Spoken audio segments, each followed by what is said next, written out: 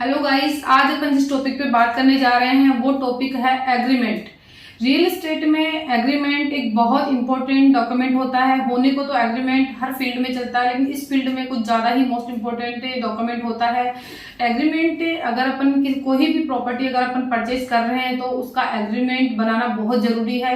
Agreement में अपन को काफी सारी बातें हैं जिनका अपन को पता होना चाहिए, कौन सी चीज कहाँ किस टाइप से किस वक्त मेंशन होती है।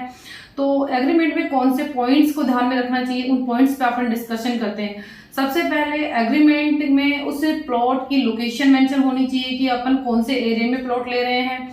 उसके बाद में जिस डेवलपर या एजेंट से अपन प्रॉपर्टी परचेज कर रहे हैं उसका भी पूरा डिटेल उसके अंदर होना चाहिए। एंड जो परचेज कर रहा है यानी कि अपन खरीद रहे हैं तो अपनी प्रॉपर पूरी डिटेल, एड्रेस, पता वगैरह उसके अंदर मेंशन होना चाहिए। साथ ही मोस्ट इंपोर्टेंट टॉपिक आता है कि जो प्रॉपर्टी अपन ले रहे हैं उस प्लॉट का डायमेंशन, साइज, उसकी फेसिंग वगैरह उसके अंदर मेंशन होनी चाहिए। उस प्लॉट के अगल बगल में आगे पीछे किस किस के प्लॉट हैं उनकी डिटेल्स उसके अंदर मेंशन होनी चाहिए। साथ ही उसके अंदर अपन जैसे भी किसी से प्रॉपर्टी परचेज करते हैं तो कुछ लोग 10% टोटल अमाउंट का लेते हैं बुकिंग अमाउंट, कुछ लोग 20% लेते हैं। वो वाला पेमेंट आपको ऑनलाइन माध्यम से ही करना चाहिए। वो एंट्री एग्रीमेंट के अंदर मेंशन होनी चाहिए।